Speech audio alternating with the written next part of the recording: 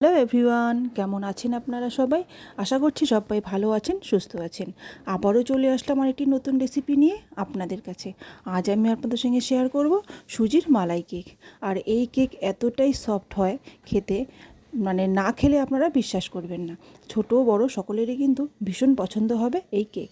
তো চলুন তাহলে দেরি না করে ঝটপট শুরু করি। তো তার জন্য আমি প্রথমে একটি মিক্সি জারে নিয়ে নিলাম 1 কাপ সুজি, আর তারপর নিয়ে নেব হাফ কাপ চিনি। তো চিনিটা আপনারা আপনাদের স্বাদ অনুযায়ী নেবেন। আর তারপর নিয়ে নেব 1 কাপ দুধ। এবার এই সমস্ত উপকরণকে আমি ভালো করে পেস্ট করে নেব। পেস্ট করা কিন্তু আমার হয়ে গেছে। এবার আমি ব্যাটারটাকে দেখে নেব। একদম স্মুথ একটা ব্যাটার কিন্তু তৈরি হয়েছে। এবার আমি একটি পাত্রে ব্যাটারটাকে ঢেলে নেব। ঢেলে নিলাম। এবার এর মধ্যে দিয়ে দেব হাফ কাপ ময়দা, তারপর দিয়ে দিলাম বেকিং পাউডার আর সামান্য বেকিং সোডা। এবার এই সমস্ত উপকরণকে আমি ভালো করে মিশিয়ে নেব। তো ভালো করে মিশিয়ে নিয়েছি। একটু ঘনটা বেশি হয়ে গেছে, সেই জন্য আমি আরও কিছুটা দুধ দিয়ে দিলাম। তো এবার আরও ভালো করে মিশিয়ে তারপর ব্যাটারটাকে ভালো করে ফেটাতে হবে। এবার ব্যাটারটাকে আমি ভালো করে ফেটাবো।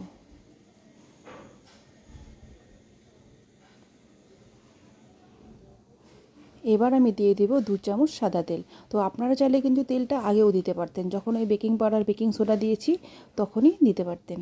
তো আমি পরে দিলাম। এবারও আবার ভালো করে ফেটিয়ে নিচ্ছি। প্রায় 5 থেকে 10 মিনিট ধরে কিন্তু ফেটাতে হবে। তো আমার কিন্তু ফেটানো হয়ে গেছে। এবার আমি সিলভারের একটি বড় বাটি নিয়ে নিলাম। এর মধ্যে আমি কিছুটা তেল দিয়ে পুরো ভেতরটা কিন্তু তেলটা ব্রাশ করে নিলাম। এবার সেই ব্যাটারটাকে ঢেলে দেব আর একটু ট্যাপ করে নেব, যাতে ভেতরে যদি ফাঁকা না থাকে, কোনো হাওয়া না থাকে, সেই জন্য একটু ভালো করে ট্যাপ করে নেব। তো এখানে আমি কড়াই বসিয়ে গরম করে রেখেছিলাম। তারপর একটি স্ট্যান্ড বসিয়ে দিলাম, আর তার উপরে সেই সিলভারের মানে কেক যেটাতে করব সেটি দিয়ে দিলাম, বসিয়ে দিলাম। দিয়ে এটাকে ঢাকা দিয়ে 25 থেকে 30 মিনিটের জন্য কুক হতে দেব। 30 মিনিট কিন্তু হয়ে গেছে। এবার আমি ঢাকনা সরিয়ে দেখে নেব।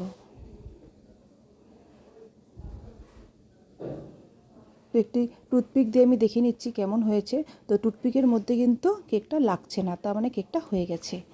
এবার আমি একটি চাকু দিয়ে চারপাশটা ভালো করে ছাড়িয়ে নেব, যাতে খুব সহজেই বাটিটা থেকে কেকটা বেরিয়ে আসে। এবার একটি প্লেটের মধ্যে কেকটা নামিয়ে নেব। কেকটাকে কিন্তু আমি নামিয়ে নিয়েছি। এবার চেক করে নেব যে কেমন সফট হয়েছে। দেখুন কতটা সফট হয়েছে। এবার একটি টুথপিক দিয়ে আমি ফুটো করে নেব কেকের উপরটা, মানে কেকটাকে পুরো ছিদ্র ছিদ্র করে নিচ্ছি। এবার এর উপরে দিয়ে দিব দুধ।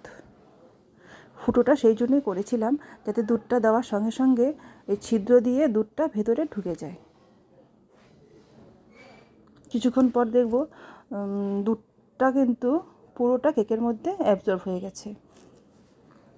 এবার এটি চাকু দিয়ে কেটে দেখাচ্ছি। দেখুন কতটা সফট হয়েছে। চাকু ধরার সঙ্গে সঙ্গে কিন্তু কেকটা কেটে যাচ্ছে।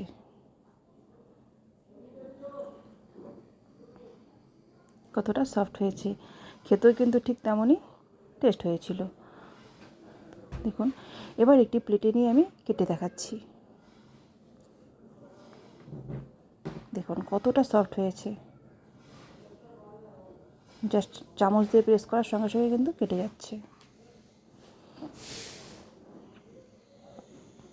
ছোট বড় সকলেরই কিন্তু ভীষণ পছন্দ হবে এই কেক।